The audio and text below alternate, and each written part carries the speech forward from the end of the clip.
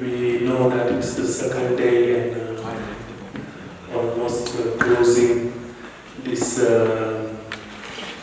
GLF, and but we will still have a quality exchange on from this event organized by World Bank on building resilience landscapes and livelihoods.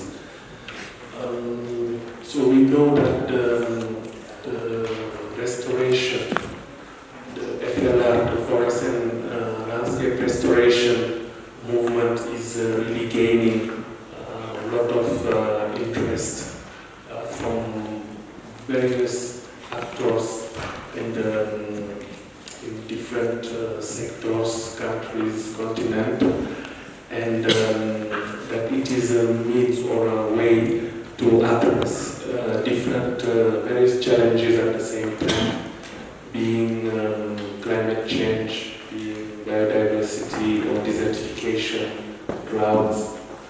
And I think for this reason we are seeing a lot of interest from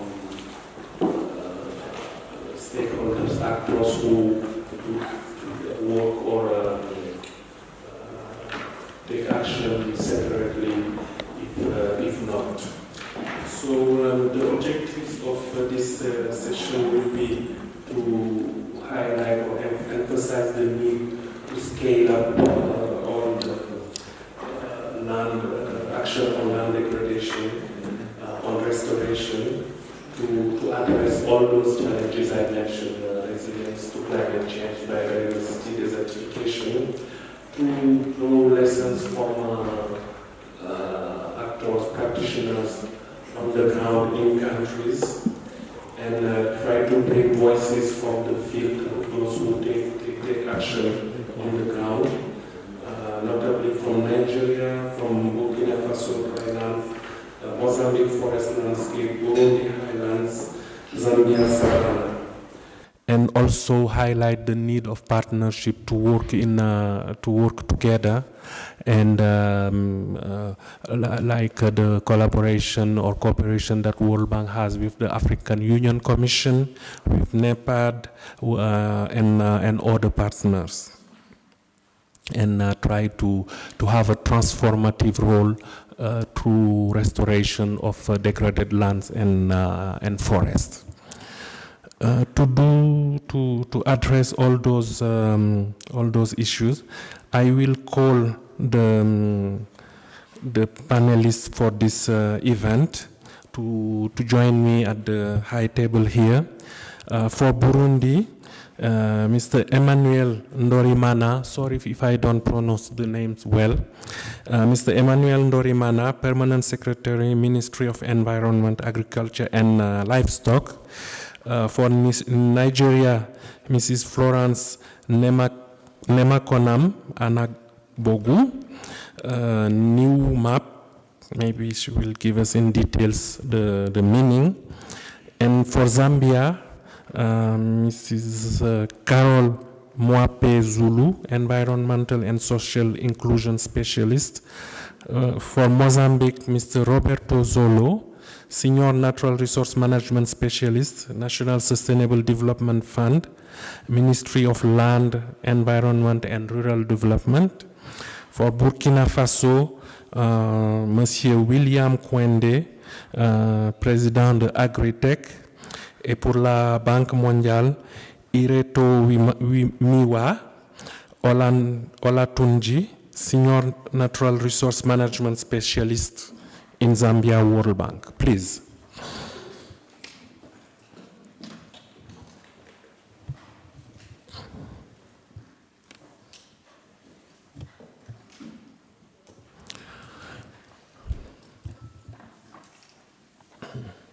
So maybe the panelists can have just a very quick, more detailed introduction on their institution, countries, and then what they are doing briefly before we go through a round of more specific questions.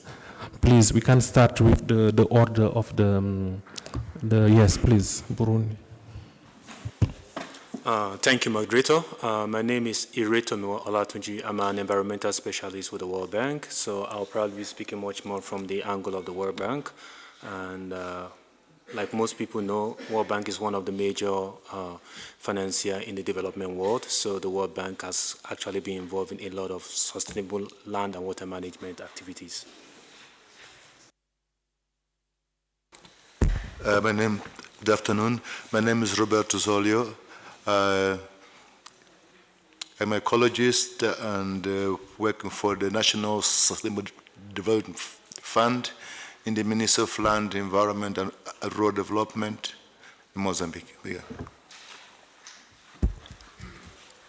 Good afternoon, everybody. I'm Mrs. Florence Anabogo, a beneficiary of World Bank and New Map project in Anambra State, Nigeria, precisely. I'm going to speak on Gully erosion. Thank you. Good afternoon, everyone. My name is Caro Mwapezulu. I'm an Environmental and Social Inclusion Manager in the pilot program for climate resilience, which is a flagship program in Zambia under the Ministry of National Development Planning. I'll be speaking to what we are doing in Zambia from the point of view of government. Thank you. My name is William Kwende. I am the chairman of Agritech Group Holding International, which is based in Singapore and is active in about 10 African countries on sustainable value chain. Thank you, panelists. Now I will move to questions. First to Burundi. Addressing land degradation at scale is clearly a government priority. What process has your institutions put in place to ensure that landscape restoration translates into transformation of people's livelihood? What kind of incentive have been put in place towards the adoption of sustainable practices in sectors such as shade-grown coffee?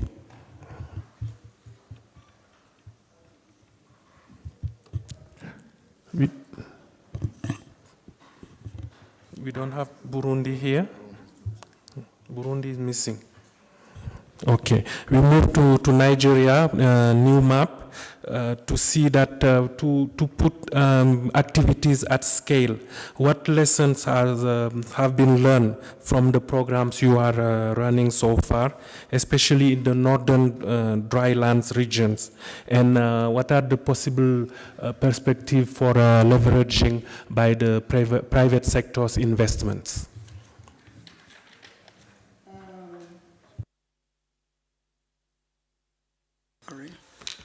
I'm going to speak as a beneficiary in my community, Amachala, in Anambra State. We were ravaged by this gully erosion. So the whole place was bad. We moved out. We were forced to leave the place. So no life. Nothing was working, and the whole place became unbearable that people left the whole place. I, myself, I sought for accommodation somewhere.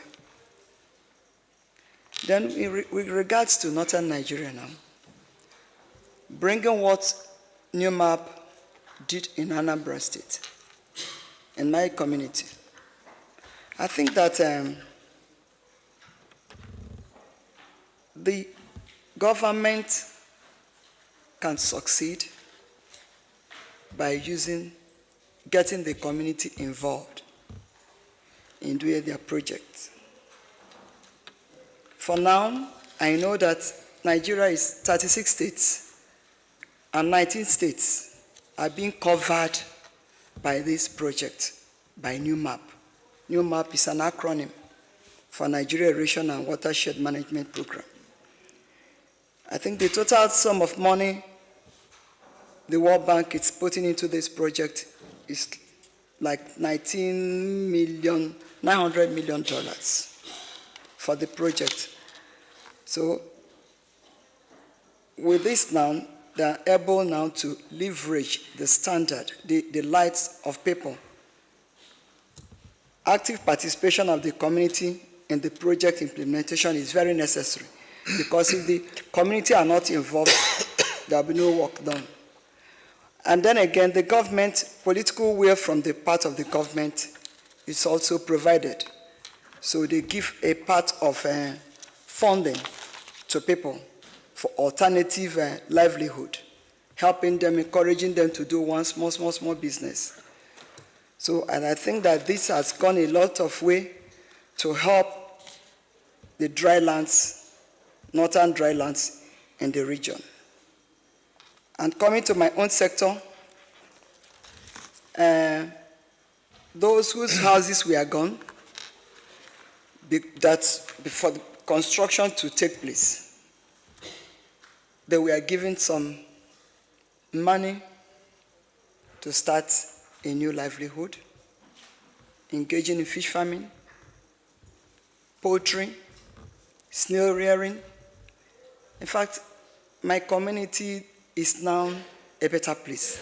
In fact, I moved back last year. I left that place 2013 at the peak of that gully erosion. I left the place. My Mr. Abu, who spoke in the morning, focused the thing. I saw my house there before and after. So nobody could live in that place. I left the place with my family 7 to rent two rooms somewhere, because the whole road was devastated. Nobody could go in, no water, no electricity, in fact, no life. But I thank God that now, if you go to that place, it's a beautiful place. I just want to use this opportunity to say thank you to World Bank and your map. I think that's the much I can say for now. Thank you.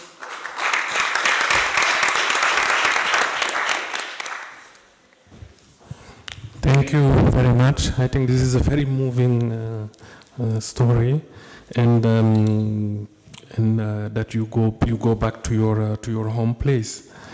Now, I would like to ask to Zambia that with all the portfolio that is underway on climate resilience, environmental pollution, carbon finance, landscape management, how did you manage to have a model of integrated multi-sectoral landscape approach? And how can you elaborate on how the government has managed to scale up that approach, please? Thank you. It's a full package of questions, but I'll try to address each one of them. In the Zambian case of addressing climate resilience and restoration of landscapes, we can trace back efforts to the early 2007, somewhere thereabout, when government initiated the National Adaptation Program of Action. Those that are familiar with multilateral processes will recall that this was a period when most countries, especially least developed countries, were required to put in place plans to address immediate and urgent measures towards addressing climate change. And so this was a platform within which government already identified that there was need to work across sectors rather than to rely on sectoral actions. And so the NAPA, which was put in place, actually addressed a cross-sectoral approach to addressing climate change, and a number of actions that were put in place for immediate intervention were cutting across land-based and land-related issues, including energy, agriculture, water infrastructure, which to date have been packaged in various interventions across a number of landscapes where government and with cooperating partners are implementing efforts. Just to mention that we have a number of projects which I can make mention of. For example, the Decentralized Forests and Other Natural Resource Management Project, which is also in a nature of a landscape intervention, which is covering northwestern and Muchinga provinces. The natural regeneration of Miyombo forest, which is covering central province. Again, in nature, it's landscape and dealing with empowering local communities to give them strong governance support for them to take care of natural resources on which they depend. There is also the flagship program, pilot program for climate resilience, which is addressing mainly the building of adaptive capacities. And this program has been spearheading and supporting government to take a more integrated and multi-sectoral approach to planning for addressing climate change. And out of these efforts, we've seen pipeline projects that are now taking shape to scale up to the rest of the country using the model that the pilot program for climate resilience has been building. And so we have in picture already a new project, the Zambia Integrated Landscape Project, covering the entire of Eastern Province, which is looking at placing up to approximately 5 million hectares of forests to reduce greenhouse gas emissions from land use. And so we are seeing that from a smaller point of view of the National Adaptation Program of Action, government with support from cooperating partners, mainly to make mention of the World Bank, has been making efforts now to draw lessons from what has been implemented to scale up to the rest of the country and to ensure that all these efforts are done in an integrated and multi-sectoral approach. Okay, thank you very much, Zambia. We can now move to agri-tech. We know that agri-tech has been leading sustainable agro-industrial efforts by bringing technology and mobilizing communities. What do you see as your role, contribution, and interest as a private sector entity in fighting land degradation? Please. Thank you. I would like to, first of all, take the opportunity to thank the GLF organization, the World Bank, and Terra Africa, and then introduce this project, the latest project of Agritech, which is starting now in Burkina Faso. We are now planning to set up 200 processing centers for shea butters using renewable energy. So I will now introduce the actors of this project. We have on the government side the Forestry Investment Program, which is under the Ministry of Environment, Climate Change and Green Economy of Burkina Faso, an agency that is funded by the World Bank, the African Development and other donors, and which is basically acting as a catalyst. They're driving the forestry, REDD+, and emission reduction programs, and also have an integrated approach combining the sovereign actors, the decentralized actors, the community actors, and the value chains, which are mostly non-timber forest product value chain. Now, Agritech, our group, was born in Singapore in 2007. We invest into sustainable value chain, mostly in shea, moringa, cashew, mangoes.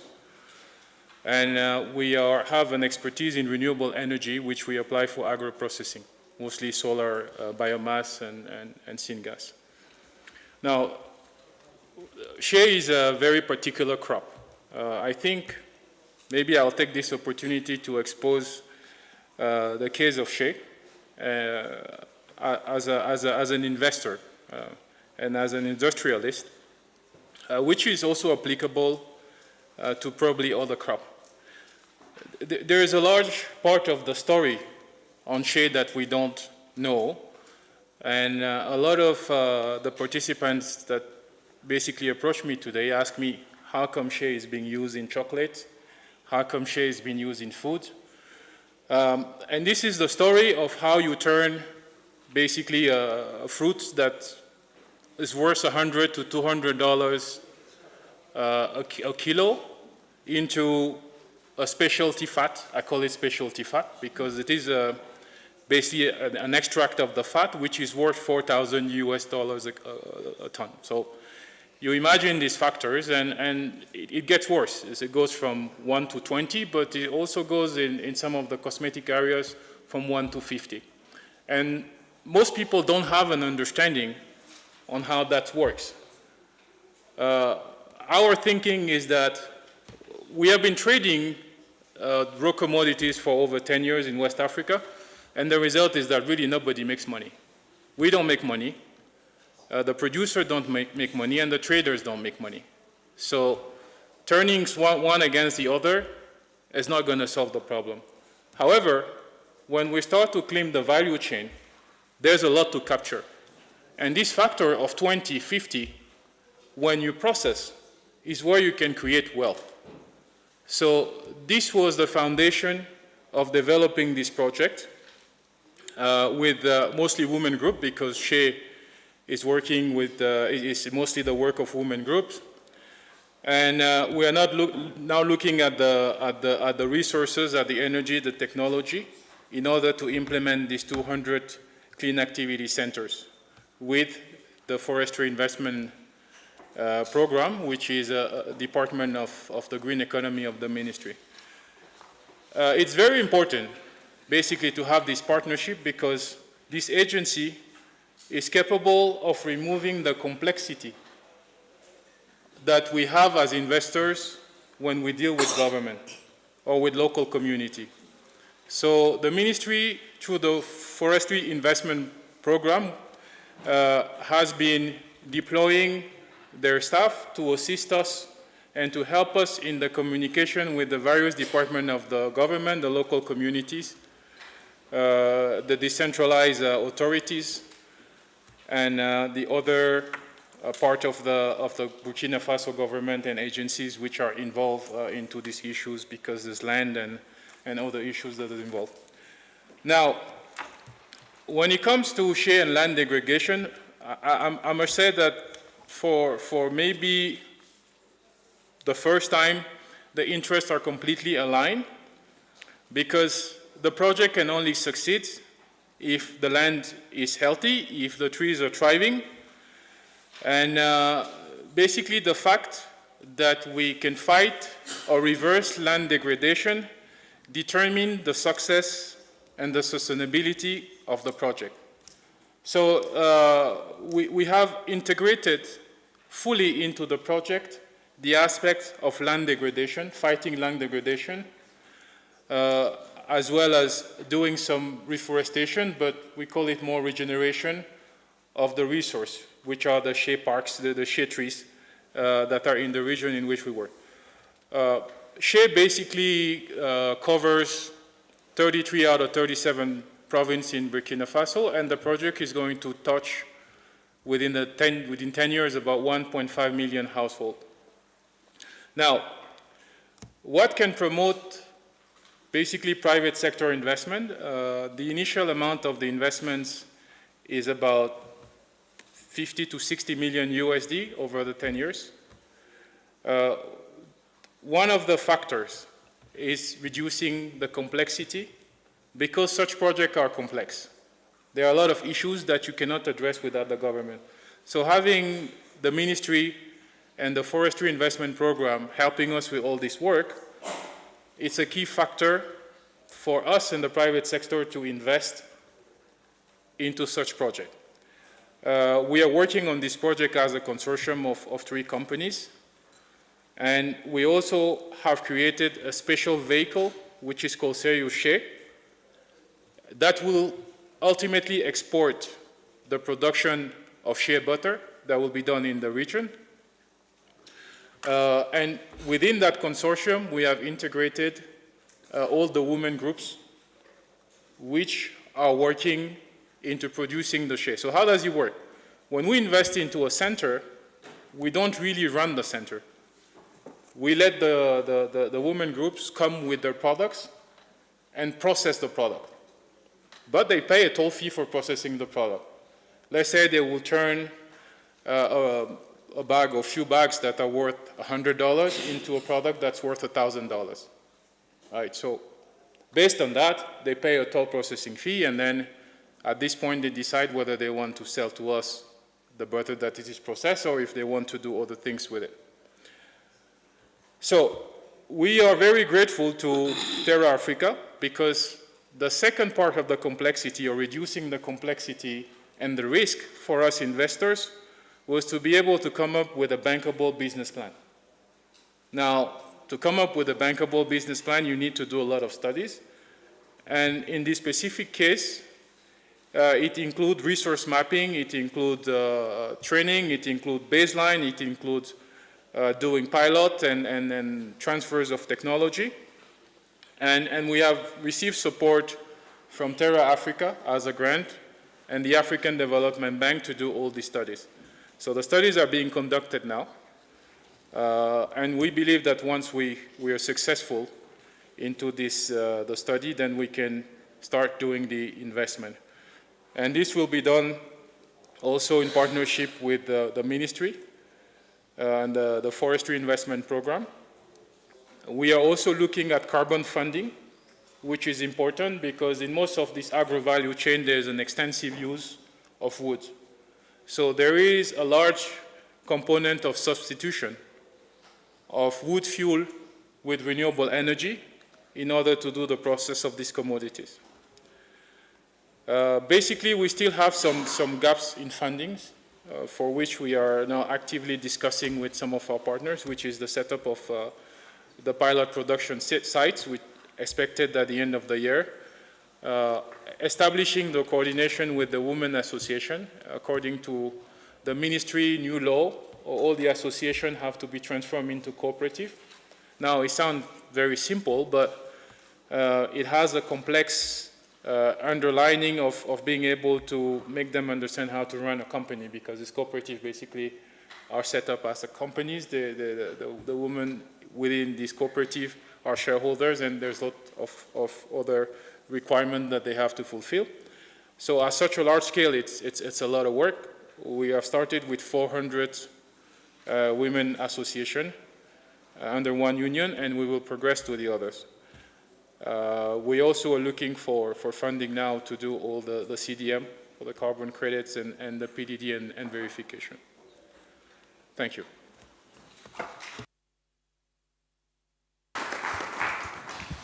Thank you. We have we just heard presentation from the private sector point of view on creating a value chain with a good economic return, financial returns, the shea butter. Now we will move to a country, Mozambique.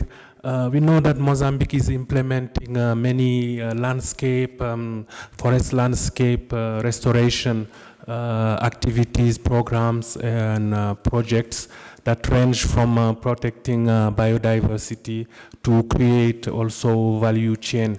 Can you tell us, please, from a country point of view, how did you mobilize the different stakeholders to convince or bring them to work together at landscape level, and also what type of incentive that were eventually put in place?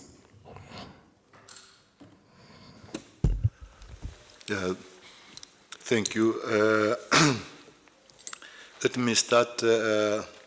I'm going to be very brief, and I would like to start by explaining that in the current cycle of government, which is started in 2015 and it ends next year, was a big shift on the way we manage our natural resources, because a new ministry was created, the Ministry of Land, Environment and Rural Development, which is a massive ministry. So some departments which were within the Ministry of Environmental Coordination were attached to this new ministry. The Department of Forests came to this new ministry, and territorial planning also came. So it became a very big ministry.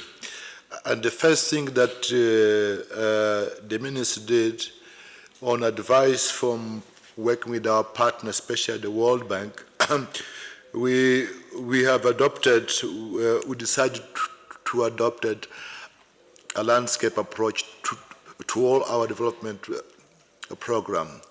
And being responsible for rural development, which encompasses everything. Rural development is agriculture, is energy, is water. So we decided to take that that challenge within the context of integrated landscape approach. So that was the first move, and then we also to steer the movement for rural development. We created the fund from where I work now, what's called the National Sustainable Development Fund within the ministry. Is a fund which has the objective to mobilize resources both internally and externally to support all the rural development program of the country. So that fund was created in 2016, and at the moment the fund is supporting 13 projects, all linked to the rural development, land tenure, water, energy, and agriculture. So, and with the support of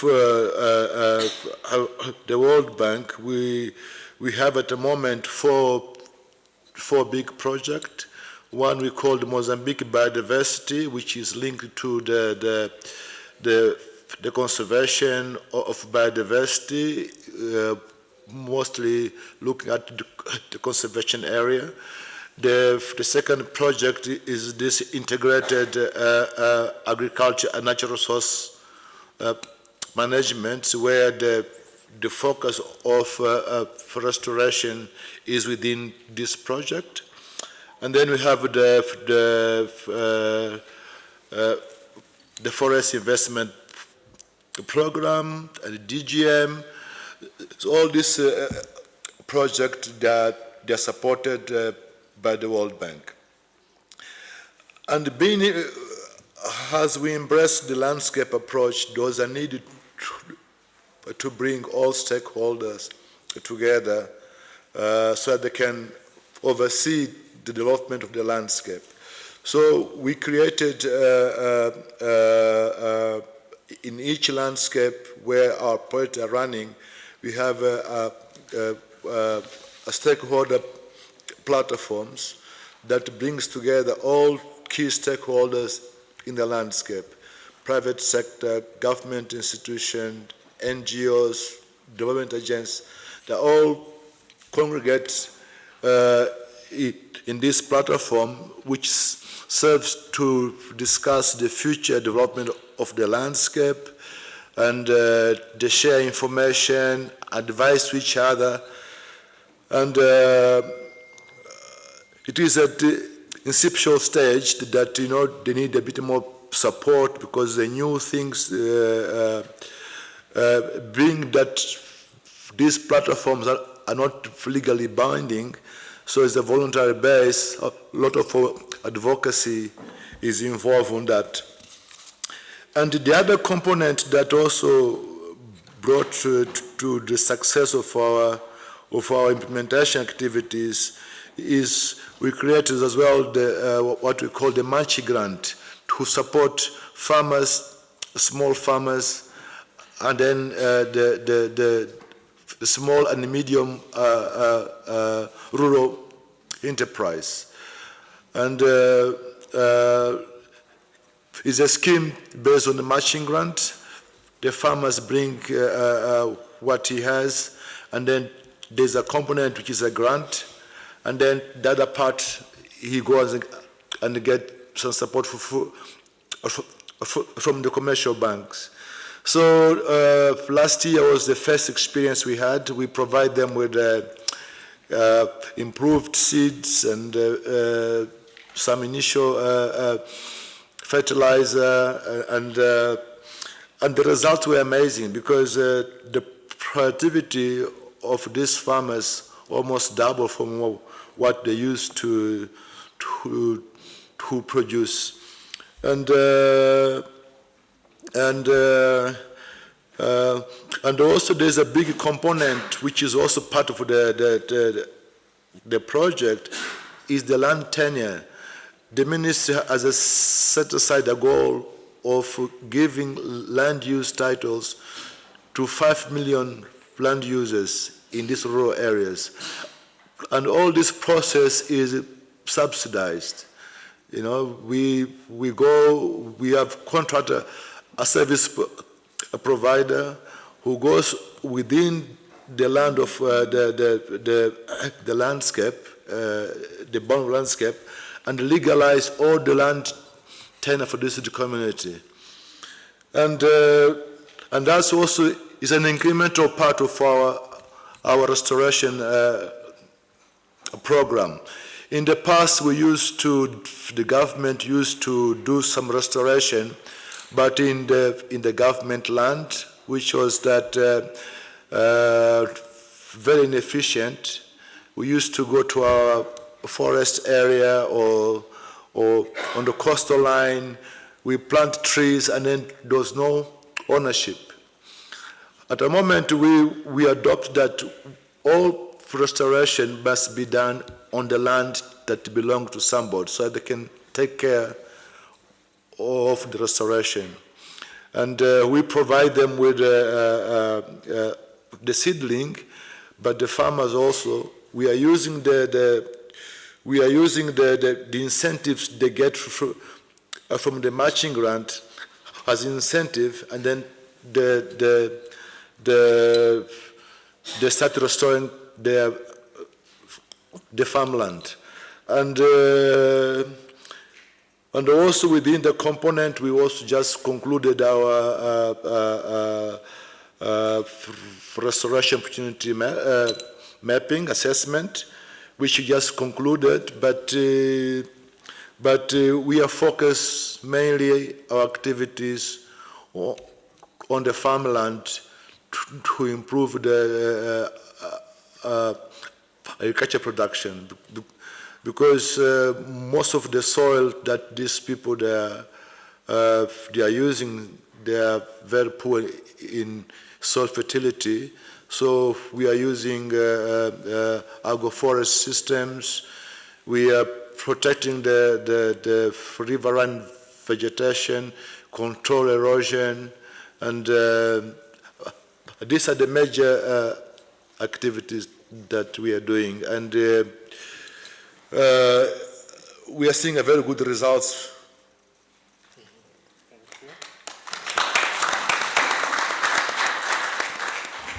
Thank you. What best incentive can we have then giving to people living on their land, their own property rights, so that they take care of the land themselves? A good example. Maintenant, je vais poser la question en français.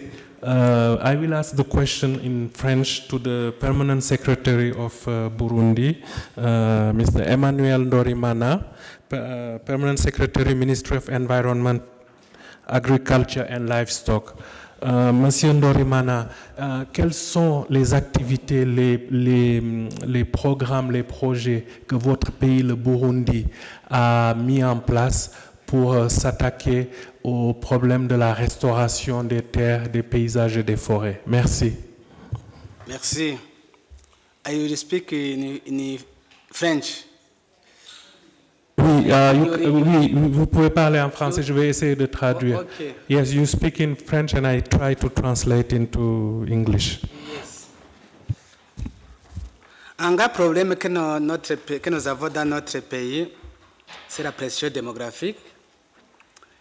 Nous avons une population de 12 millions, aux environs de 12 millions, c'est une superficie de 27 834. Vous comprenez que ces 12 millions ont besoin de manger, ils ont besoin de vivre de jour au jour. Pour vivre, ils vont cultiver, ils vont exploiter les matériaux de construction, ils vont faire la déforestation. Les conséquences, c'est la déforestation. Après la déforestation, c'est quoi? C'est l'érosion, c'est les inondations, c'est la destruction des infrastructures érigées autour des rivières, c'est la pollution des eaux des lacs et des rivières. Tout ça, c'est un problème très sérieux que le Burundi fait face. Pour résoudre ce problème, notre pays a privilégié la restauration du paysage. La restauration du paysage. Okay.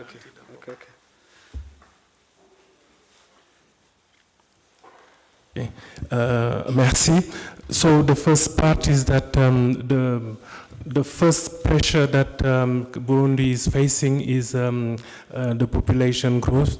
With 12 million inhabitants in 27,000 square kilometers, and with all the issues that come with it.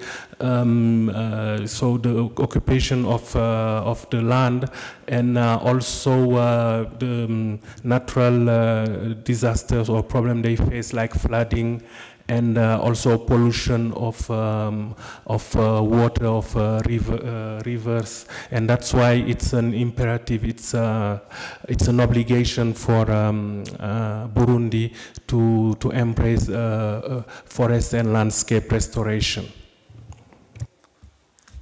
So, nous avons privilégié la restauration du paysage pour essayer de lutter contre la pauvreté. La pauvreté parce que si le sol est dégradé, vous comprenez qu'il n'y a pas de la production est très faible. Concernant la restauration du paysage, on a obtenu le reboisement. Reboiser presque tout le Burundi. Nous avons un projet qu'on peut parler, Ewe Burundi Ulambaye, c'est-à-dire in French.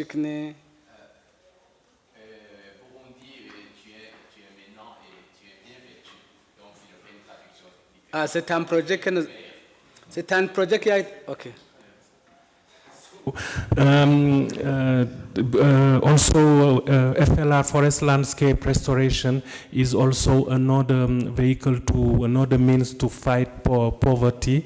And there was a big program that was launched that he mentioned in Burundi. What is the language? C'est quoi la langue du Burundi? C'est langue Kirundi. Kirundi, and then he translated into French, saying that Burundi, now you are very well dressed.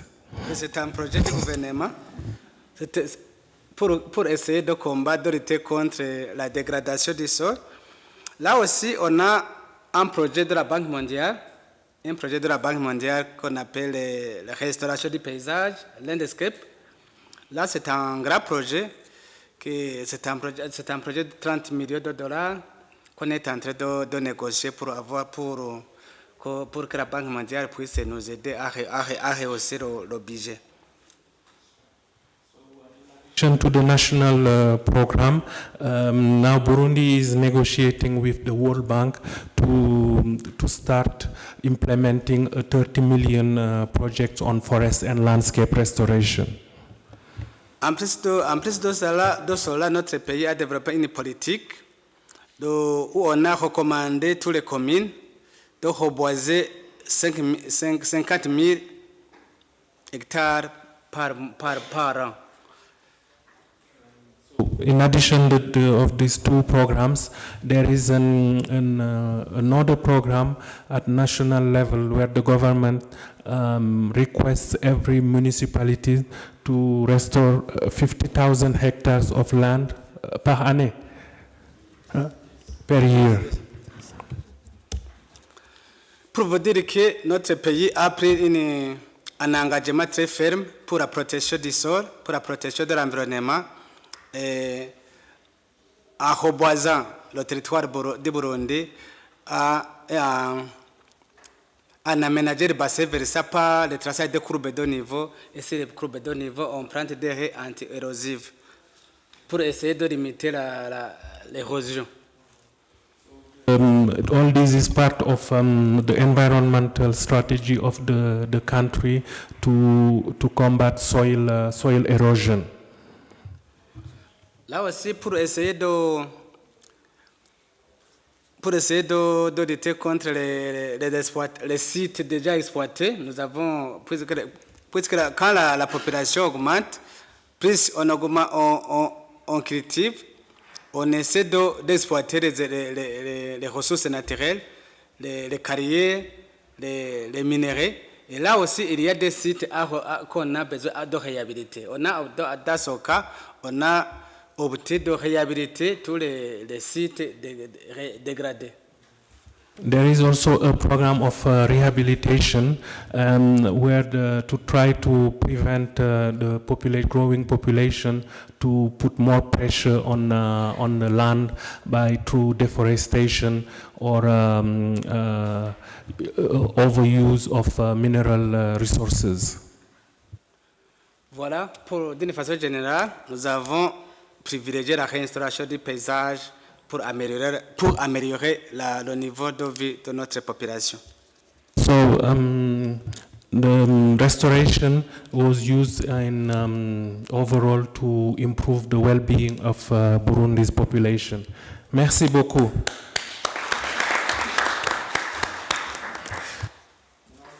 Our last panelist, World Bank. Over the last decade, the World Bank has, under Terra Africa Partnership, promoted the upscaling of sustainable land and water management landscape operation. In Zambia, where you work, the portfolio has expanded considerably. What have been the factors of this expansion, both at World Bank and government level? And what are the ingredients for an effective collaboration between the bank and the countries? Thank you very much. Like you said, there has been a scale of things happening over the last decades, and one of the reasons why this has happened from the bank perspective is because the World Bank has three opportunities to do that. One of the first thing is the enabling environment to convene different actors together, and that was what Terra Africa has been playing a role together with the World Bank. Not just Terra Africa alone, but the Global Environment Facility, the Climate Investment Fund, which the World Bank is also one of the trustees. Connected to this is also the convening power in which we have to also work with other collaborators, which are multilaterals and bilaterals. And related to this is also the enabling environment for us to bring best practice knowledge from one country to the other to work with other countries. So on a global scale, we've been able to work with this, and that was why you've seen all the results in these countries. In addition to areas like Ethiopia, in addition to areas like Cambodia, in addition to many countries in Latin America. But bringing this down to Zambia, where I'm currently working, which I've also been working for the past 10 years, one of the things that have made this successful for Zambia as a country is the first thing about knowledge, engagement, dialogue with the government, to such an extent whereby the government have been able to come to realize that for them to have a scale in resilience, they need to have a multi-stakeholder enabling environment, meaning it's not just an agriculture issue alone or forestry department or natural resource alone, but having to have a conversation with the Ministry of Energy, Ministry of Water Resource. And in the instance of Zambia, they put in place what they call a Secretariat for Multi-Stakeholder Coordination of Climate Change Investment, sitting under the Ministry of National Development Planning, so that from the angle of development and financing, they can look at development holistic. And we're surprised that when the recent National Development Plan for Zambia was being put forward, it has a team that is diversing away from mineral dependence into natural resource and taking the theme that is called integrated approach to development. Bearing this in mind from what the government representative in Zambia said, from just the National Adaptation Plan into a flagship program, it took the government to begin to see the result because it took it away from just sitting at the national level, but decentralizing this into the community level. And this is all part of the dialogue in which the bank was having with the country. And like I said initially, it's a situation whereby you are not just sitting down and bringing the finances alone, but bringing also the best practices and bringing other actors into play at the same time to see how those knowledge can be downscaled. And as a result of that, and as a result of the success from the flagship program, the government was able to see the success we did in Ethiopia as a country, was able to see the success of what we're doing in Cambodia, what is happening in the other countries that have been here, and what has happened in Zambia as a whole also, and decided that it's about the time to not just look at just one part of the country, but look at the whole country as a whole, on a landscape level. And that is why they are able to now look at how to mobilize finance using the vehicle of the World Bank, and at the same time, not just mobilizing the finance, but also seeing how they can mobilize the knowledge. And one of the other things this World Bankers bring into play into this is seeing that, look, this cannot be done alone from the angle of public sector financing alone, which is what the bank is doing, but also bringing in also the private sector. And that is why right now the bank is bringing in another approach that is called the MFD, which is maximizing financing for development. This is more like bringing in the private sector to see how can they be part of this. And in the case of Zambia, this has also been coming into play whereby when landscape restoration is happening and communities are being helped to move away from just exploiting the natural resource, at the same time, as they are diversifying their livelihood source, working with the private sector, the bank has been able to bring private sectors such as what we call the Komako in Zambia to be a guarantor to some of the products that are coming from the community so that they are not just overproducing, but they have a ready market for them to be able to market this. And not just market them, but actually getting a premium because some of what they are producing are what is more like, in quote, organic. Thank you.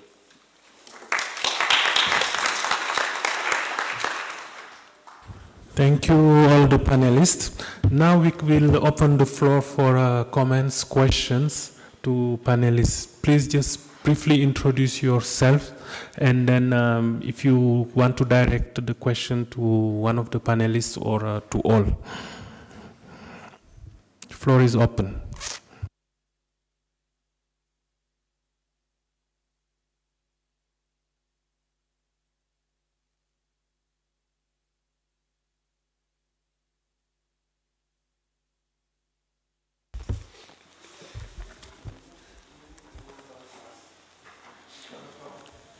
I'll talk after the World Bank door. Please. Thank you. I'm Isaac Okoth, a consultant on environmental issues. First, I'd like to thank you for the activity that you are doing and the effort that you are making so that we move towards sustainable development. But I would like to ask, is there any of the panelists with the story whereby the community has gone beyond funding and now are doing projects based on their own kind of income? Because normally when we talk about sustainability, we normally talk about maximizing the utilization of the local resources. All the examples given, I've just heard about grants and loans, but is there a chance whereby community have gone beyond the grants and loans and now they're using the other amount that they have earned now to scale up the project? Thank you. Thank you. Before we move to the next question, if you want to ask question in French to Burundi, you can do it, please. Et si vous voulez poser les questions au Burundi en français, s'il vous plaît, vous pouvez le faire. Next one. My question is to Mozambique. I'm very much aware that in Pemba, Mozambique, there are timber concessions there, and there is an arrangement where government gives off part of the royalties that comes from the timber concessions to the local communities there. Maybe you could elaborate on that one. And also there is another approach where communities are supported with inputs for necessary establishment and management with a view of selling the seedlings to the concessionaires who then do the replanting, more like a way of creating jobs for communities that live closer to the forest concessions. I'm sure you're aware about the Mr. Forest. Thank you very much. Thank you. Next one here. Okay. My name is Emmanuel Jaffet from Wetland International, Tanzania. I want to know a bit on issues of restorations. I heard from Burundi, and Zambia, talking about restoration, and the Burundi talked on the pledge to that they are going to restore a lot of hectare. But what I understand is that whenever you want to restore, there should be a sort of research on which tree should be planted to the right place, which species, the time of planting, even the hole. So there are sort of research before you come into the real planting, because restoration normally is very costful. So if you just jump into restoration without research, it means that it will fail. But also, do you have any post-planting maybe plan that it's okay, you have planted, but you have to manage those trees, because maybe you can plant, but all of them can die. So your effort is equal to zero. So I think there should be a sort of a plan after planting. Thank you. Thank you. Next one, please. Thank you. I'm Arne Witt from CABI. Thank you to all the presenters for some really valuable information. I'm very curious to know if any of the countries who gave a presentation have done an analysis in terms of how much money is actually spent on protecting existing forests and woodlands, and how much money is spent on restoring ones that were not protected. Because I think it's quite critical to know. And especially the lady from Zambia. I love Zambia, beautiful country, and I love your Miombo woodlands in northern Zambia. And about 6-7 years ago, I never found anyone selling charcoal along that road. I travel along that road now on quite a regular basis. I've counted thousands and thousands of bags of charcoal. And if it carries on at this rate, there's going to be no Miombo left. So my question is, what are we doing to protect that resource? Thank you. Thank you. World Bank. World Bank and Dora. Thank you so much. My name is Dora Kujo, Senior Environmental Specialist with the World Bank. Thank you very much for this very informative, should I say, contributions from the panel. My humble question is to the gentleman who spoke about the shea commodity from Burkina Faso. It seems Burkina Faso is doing quite significant work when it comes to research and development. I mean, in that research and design of new and innovative approaches to better managing the shea as a commodity and better managing the landscape.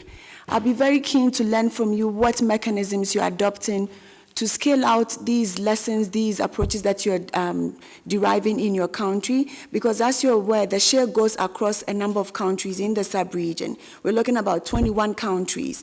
So I'll be very keen to learn from you what entry points there are to share some of the findings that Burkina Faso is coming with to ensure that it does not become one country sitting in the midst of a series of countries that is doing well, but then can actually scale up and scale out to ensure that we can talk about a landscape that is productive, that is sustainable over time. Thank you very much. Thank you. Please, last, okay, please. Okay, merci, moi c'est Kambou Donkora du Burkina Faso. Je voudrais dire merci aux panélistes pour les différentes présentations très riches qu'ils ont pris le plaisir de partager avec nous. Ma question s'adresse au Burundi. Il a parlé d'une expérience très enrichissante qui est l'implication des communes dans la restauration des sols. Il a indiqué qu'il y avait 50 000 hectares que chaque commune devrait restaurer. Je voudrais savoir quelle est la démarche qui est mise en œuvre pour que chaque commune fasse la restauration des 50 000 hectares et quel est le bilan aujourd'hui de cette opération. Merci. Okay, merci. Quick translation. The delegate from Burkina is interested in the experience that was shared by Burundi on the involvement of municipalities, requesting them to restore 50,000 hectares of land every year, and he wanted to know what approaches were used to convince or involve municipalities. One last question, then. Good evening. Thank you so much to the panelists. I think it was a very nice and diverse group, and we really learned a lot, and also very good to hear the citizens' experience. I have a question for Burkina. Mozambique talked a lot about the issue of tenure and trying to create tenure security to provide incentives for the ones that are supposed to be doing this investment. And Burkina talked a lot about a very innovative program that tries to bring people together, create associations, etc. But I think one of the missing pieces there was the question of tenure. I think it would be really interesting to get a sense of what kind of tenure regimes are these shear trees under. And when value increases so remarkably, we've seen elsewhere that there's usually a race to capture those rents. And in particular, we see men actually coming to take over some of these enterprises that women are doing. So it would be nice to hear from Burkina whether they see any of this happening, if there's any safeguards that they're building into these projects. Thank you. The first one on how and if local resources, because the colleague who asked the question noticed that it's only external funding that are mentioned, where there local resources used in the countries for forest landscape restoration. I mentioned here Zambia and Burundi. Maybe they would like to take it. Let me translate quickly for Burundi. Pour Burundi, la première question, c'est que dans les présentations, on a surtout entendu que ce sont des programmes étrangers, des financements extérieurs qui sont utilisés pour la restauration. Est-ce que votre pays utilise aussi le budget national, les ressources locales pour la restauration? Merci. We can start with Zambia, please. Thank you. Moderator, should I address the rest of the questions, or I could just that one? Okay. Press all where you were mentioned also. Okay. Individually, please. Thank you. The first question on whether we have examples of communities or beneficiaries who have been capacitated and are able to utilize their own resources to undertake interventions on the ground. For the case of Zambia, we do have such examples where the pilot program for climate resilience has been working. And probably to clarify that the grants that communities receive are not grants enough to last them for a year in implementing projects. The grants are provided for very micro, small-scale projects that are supposed to be seed money to motivate them to build their capacities and also to apply procure some of the materials that the community may be lacking in implementing these. And what we've observed in the project areas is that where communities, for example, the main factor that was affecting them in terms of climate resilience, responding to issues of water deficits, they've applied, for example, for a grant to implement a water project. And that's where the project ends in terms of supporting a community. When we go back on the ground, what we've realized is that those communities utilizing such a grant infrastructure, they've been able individually or collectively been able to invest in other livelihood projects like small livestock, vegetable growing, diversifying to other crop production. So this is very visible, and we have a very good case in one of the small islands within Zambia, the Mbeta Island, which has been supported to undertake an integrated fish project. And communities outlying have only seen that as an example, and on their own are investing in their own collective or individual fish farming projects. So these projects are setting models, but also as a way of communities learning from each other within the setting and learning from each other. So this is happening, and there are a lot of lessons that we are able to share. There's a question on whether there's research being done vis-a-vis restoration in terms of selecting species for tree planting. For the case of Zambia, I cited an example of a project which is being undertaken in the Forestry Department, the natural regeneration of Miombo Forest in the Central Province. And this is in recognition that for landscape restoration, it's not always that one has to plant trees with foreign or exotic species. With Miombo, which is able to regenerate given a space of time, if no human intervention is applied, there are visible evidence that such forests are able to recover within a space of time and come up to considerable sizes for communities to be able to invest in. So in the case of Zambia, plantations are not the main avenue for restoration, but the natural regeneration is being promoted.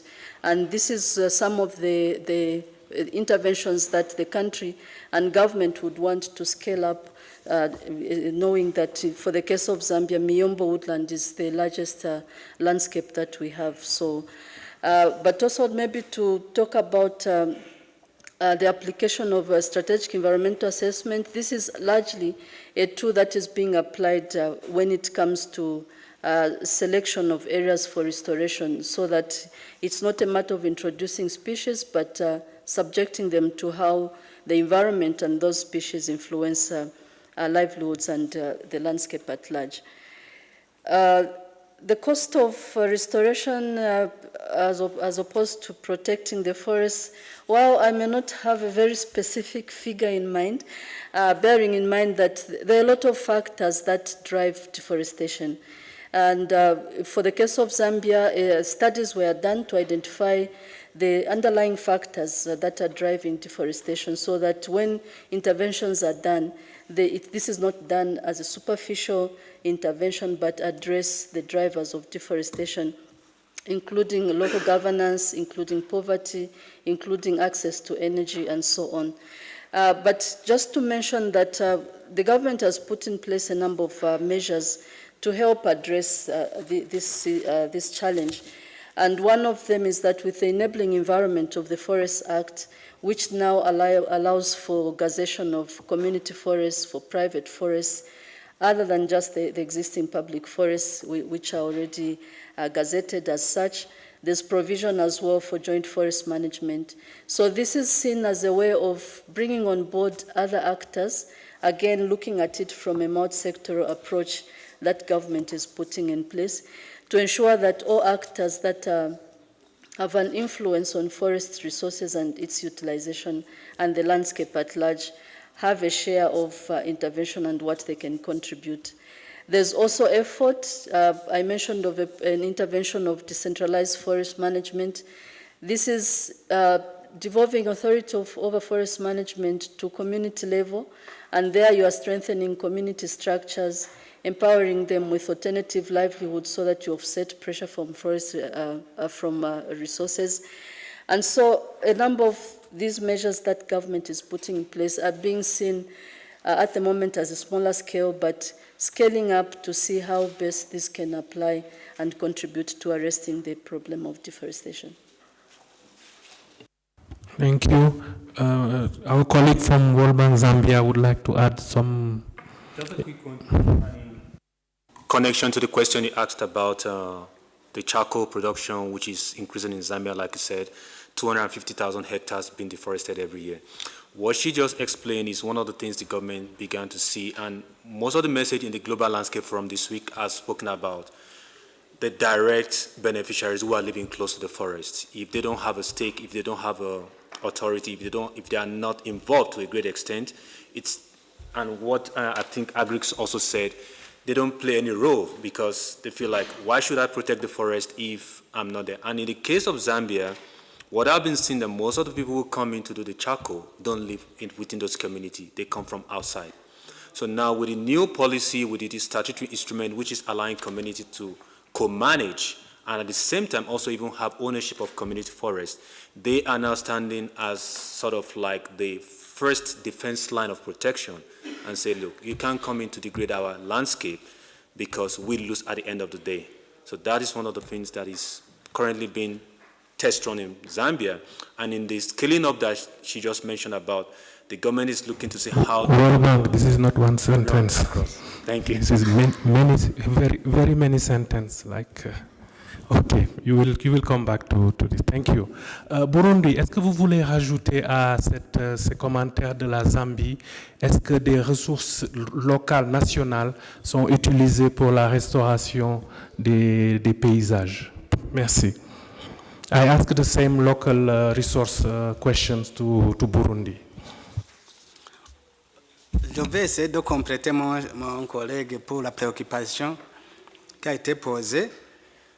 Je vous ai déjà dit que notre pays a initié 3 politiques. La politique de reboisement de 50 hectares par commune et par an. Là, comment on fait cela? D'abord, on disponibilise les sachets, on disponibilise les semences et l'aménagement des pépinières, la plantation se fait au cours des travaux communautaires. Ça, c'est au niveau des communes. En plus de ça, il y a une politique d'aménagement des bassins versants. Tu peux traduire? The first local resources that are used are the preparation or production of seedlings, also bags, and also the land. These are some of the local resources that are used by the government and also at municipality level. Une autre politique, c'est une politique de protection des bassins versants par traçage des fossés anti-érosifs dans le but de lutter contre la dégradation du sol par l'érosion. Là, ça se fait aussi au niveau dans les travaux communautaires. Another use of local resources are the workforce, the manpower of populations that are involved for the watershed management to avoid erosions. Une autre politique, c'est la protection des zones tampons des lacs et des rivières en mettant en application le code d'eau. Le code d'eau qui prévoit la zone tampon des lacs et des rivières. Là, on essaie de limiter l'exploitation de cette zone et la reforestation se développe. So another use of local resources are the management of buffer zones in the areas of lakes and rivers. En plus de l'effort de la population, l'État disponible de 50 millions par an pour le reboisement. Also, national resources are used with 50 million francs CFA. From Burundi. Cela pour vous dire que les appuis extérieurs viennent pour appuyer l'effort de la population. A lot of use of national resources. The foreign aid came as a complement. Je ne sais pas si je peux avancer avec le deuxième. Oui, s'il vous plaît, allez-y. La deuxième question. Oui. La deuxième question, c'est une question de la Tanzanie. Il a été surpris de la politique qu'on a utilisée pour le reboisement au niveau des communes. Il veut savoir l'approche qu'on a utilisée. L'approche, c'est quoi? L'approche qu'on a utilisée, d'abord, ça a été une politique du gouvernement. L'autorité c'est une décision qui a été prise par l'autorité en imposant aux communes de reboiser, de reboiser 50 hectares par an. Je continue? 50 000. So to answer the question from Burkina Faso on how the involvement of municipalities to FLR, it is a decision taken at the central government. The central government requesting by law to municipalities to restore 50,000 hectares of land per year. Notre approche, c'est la sensibilisation. Avant tout cela, il faut d'abord sensibiliser la population pour qu'elle puisse s'approprier de cette politique. C'est pour cette raison qu'on a réussi. et on continue. So after having imposed to municipalities these figures for restoration, a vast campaign of public awareness was conducted for the population to convince them to adhere to this restoration program. Merci. Thank you. Mozambique.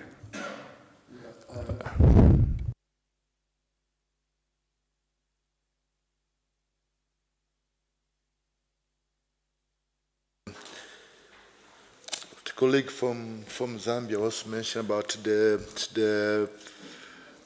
20% royalty which goes to the community. Yes, we have that scheme in our law that all the communities that live within an area where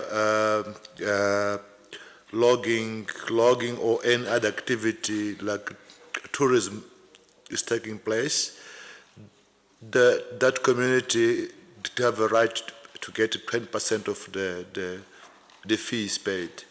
So this scheme is happening.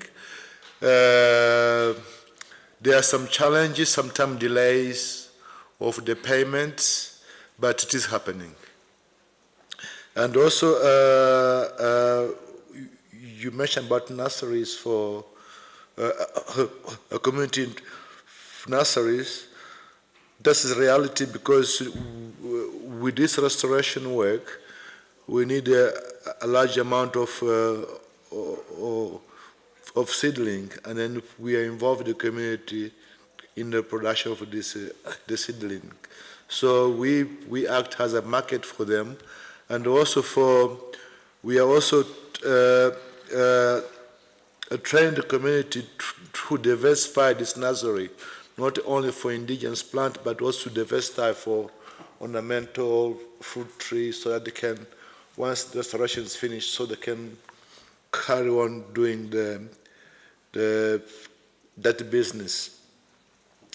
In terms of the other questions about if we are the cost of protection or versus the cost of restoration, as my colleague from the panel from Zambia said, we in our restoration we have the strategy of 6% natural regeneration and 40% is enrichment. So, but also is only those areas which are badly degraded that we're going to enrich with the new seedlings. Otherwise, we just protected the area against degrading factors like fires and livestock, and then the Miombo allows that to regenerate. In terms of sustainability, yes, we are giving all these incentives to the community, grants, has initial stage, a kick-up for the funds, but eventually those funds will be reduced, and then as this farmer, they start getting their production, the yield improved, so we reduce the amount of the support that we are giving to them.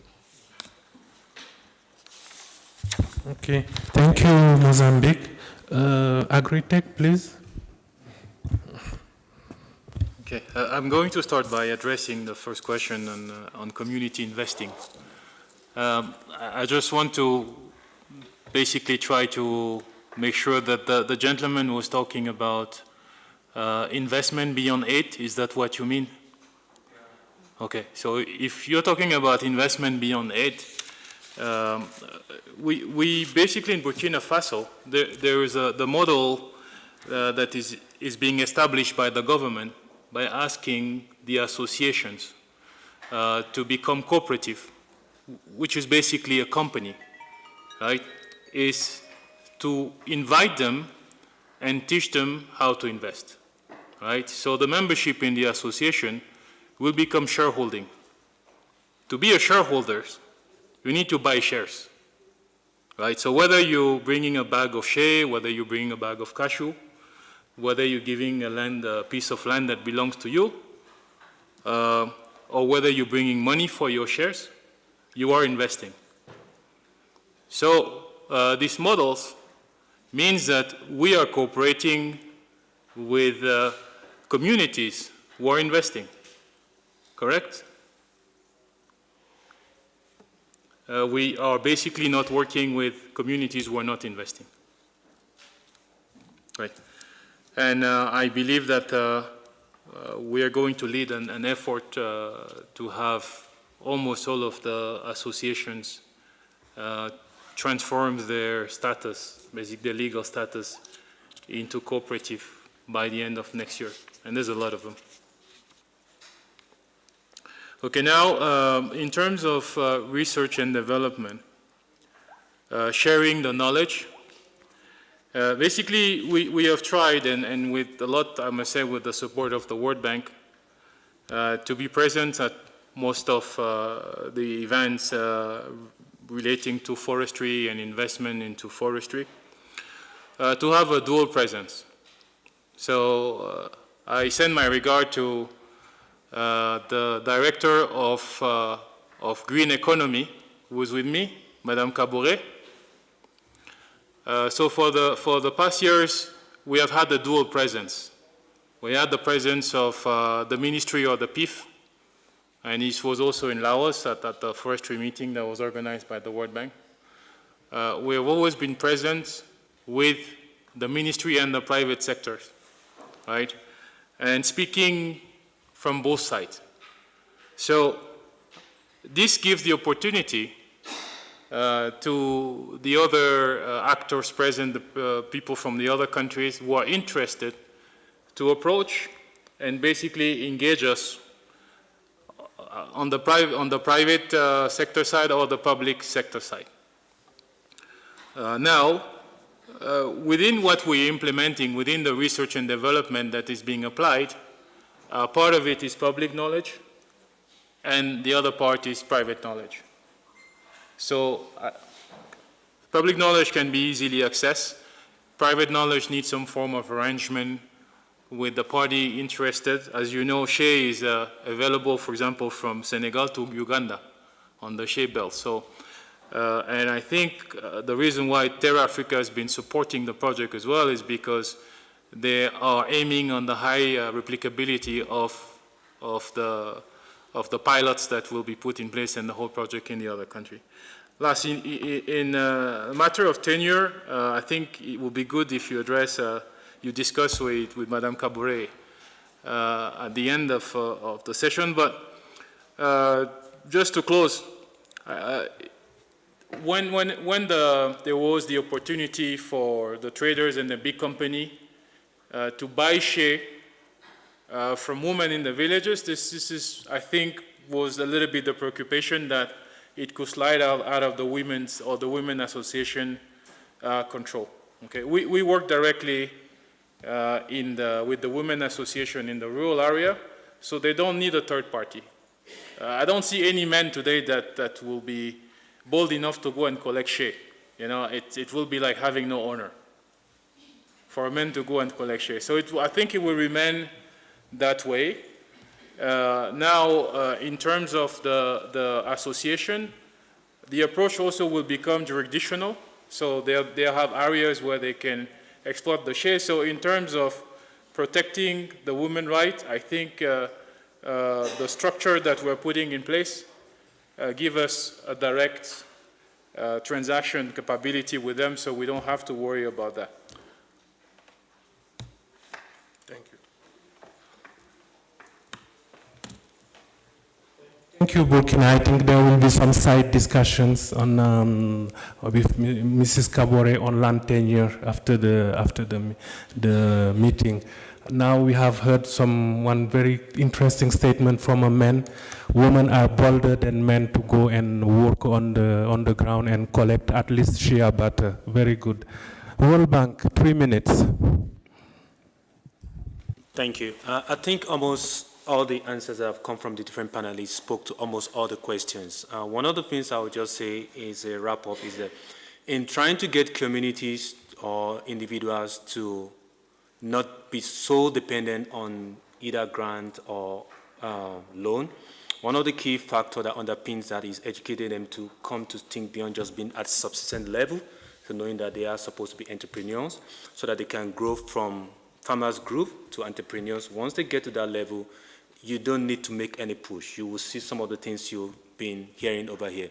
An example I'll give is in what happened in Zambia in the Eastern Province, where they did a successful conservation of a landscape, and at the end of the day, they got their first emission reduction payment of $800,000. Instead of that money just going to anything, it went back into, they apply it back into their investment so that they can grow their market.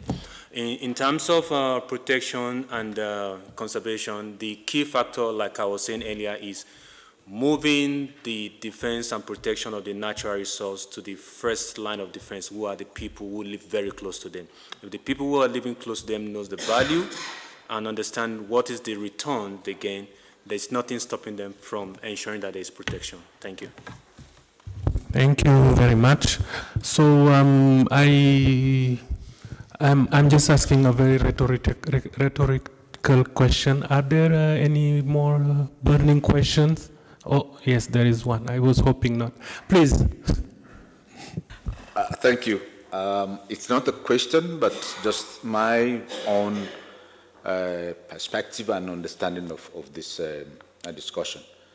First of all, I want to commend all the panelists who have given a wonderful account of themselves. A lot of information and a lot of experience sharing. But more importantly, I think the organizers have done something which is really wonderful and innovative for bringing together a panel that is well-balanced and well-blended. The World Bank as a key facilitator in terms of the funding and technical support to the various initiatives. The operators of these initiatives are also here. And then the private sector, input into landscape restoration.